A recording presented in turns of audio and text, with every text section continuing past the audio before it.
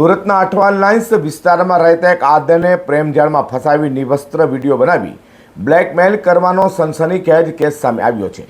3 પરિચિતોએ જ આધેડને બારડોલી પલસાણા હાઈવે પર લઈ જઈ યુવતી સાથેનો વિડીયો ઉતારી લીધો હતો। આ વિડીયોના આધારે બળાત્કારના કેસમાં ફસાવાની ધમકી આપી આરોપીઓએ 39 લાખ રૂપિયાની એફડી તળાવી 1 કિલો અને 300 ગ્રામ સોનું તેમજ 5 કિલો ચાંદી પડાવી લીધવાની ફરિયાદ નોંધાતા ચકચાર મચી જવા પામી છે। અઠવા પોલીસ પાસેથી મળતી માહિતી મુજબ અઠવા લાઇન્સ વિસ્તારમાં રહેતા આધેડને તેમના જ ઓળખીતા મેહુલ જડિયા, વિનોદ મનાની અને યુસુફ ચોકસીએ વિશ્વાસમાં લઈ લીધા હતા। 2 દિવસ પહેલા ત્રણેય આરોપીએ ફરિયાદીને બહાના હેઠળ બારડોલી પલસાણા હાઈવે પર લઈ ગયા હતા। ત્યાં પૂર્વ નિર્ધારિત કાવતરા મુજબ એક અજાણી યુવતીને બોલાવાઈ હતી। આ યુવતી સાથે ફરિયાદીનો નિવસ્ત્ર વિડીયો ઉતારી લેવામાં આવ્યો હતો, જે બાદ બ્લેકમેલિંગનો આખો ખેલ શરૂ થયો હતો। વિડીયો વાયરલ કરવાની અને બળાત્કારના ખોટા કેસમાં ફસાઈ દેવાની ધમકીથી ફરિયાદીના પિતા ફફડી ઉઠ્યા હતા। આ તકનો ભરપૂર લાભ લઈ આરોપીએ અસલી ખેલ શરૂ કર્યો હતો। ફરિયાદીના પિતાએ પોતાના પિતાના નામે રહેલી 39 લાખ રૂપિયાની ફિક્સ ડિપોઝિટ તોડાવીને આરોપીને હવાલે કરી દીધી હતી। એટલું જ નહીં, આરોપીએ ફરિયાદીની પત્ની, દાદી અને પુત્રવધૂના અંદાજે 130 તોલા એટલે કે 1 કિલો 300 ગ્રામ સોનાના દાગીના અને 5 કિલો ચાંદી પણ બળજબરીથી પડાવી લીધા હતા। આરોપી અત્યંત શાતિર હતા। પરિવારની શંકા ન જાય તે માટે તેમણે એક માસ્ટર પ્લાન ઘડ્યો હતો।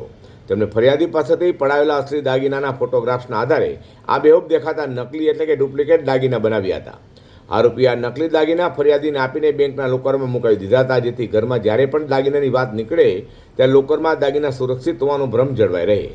આ સમગ્ર ઘટના 2 દિવસ સુધી છુપી રહી હતી। જોકે તાજેતરમાં ફરિયાદીને આ આખી કરતૂતની જાણ થવા પામી હતી, જેથી પુત્ર જ્યારે આરોપીઓનો સંપર્ક કરી પૂછપરછ કરી ત્યારે આરોપીએ તેને અને તેના પરિવારને જાનથી મારી નાખવાની ધમકી આપી હતી।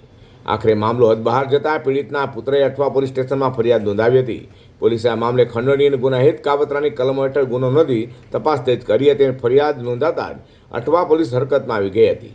પોલીસે ગણતરીના કલાકોમાં જ મુખ્ય આરોપી ચૌટા બજાર ખાતે મોટા મંદિર પાસે રહેતા મેહુલ અરુણકુમાર જડિયા અને રાંદેર ખાતે રહેતા વિનોદ જમિયતરામ મનાની ધરપકડ કરી લીધી છે। હાલ પોલીસે આ ટોળકીને અન્ય કોઈ આ રીતે શિકાર બનાવ્યા છે કે કેમ તે દિશામાં તપાસ કરી રહી છે। સાથે જ ફરાર આરોપી યુસુફ ચોકસીને ઝડપી પાડવા પોલીસે ચોગરો ગતિમાન કર્યા છે। પકડાયેલા આરોપી મેહુલ જડિયા અંગે સ્થાનિક બજારમાં અનેક ચર્ચા વહેતી થઈ છે। સૂત્રોના જણાવ્યા મુજબ મેહુલ ચૌટા બજારના વેપારીઓ પાસે અગાઉ પણ હપ્તા ઉઘરાવવાના મામલે વિવાદમાં આવ્યો હતો। રાજકીય વર્ગ અને મોટા મંદિરના સભ્યો હોવાના નાતે તે વેપારીઓમાં રોષ જમાવતો હોવાના આક્ષેપ પણ થઈ રહ્યા છે। હાલમાં તેની ધરપકડ થતાં ભોગ બનનારા અન્ય વેપારીઓમાં પણ આજે ફફડાટ સાથે રાહતની લાગણી જોવા મળી છે।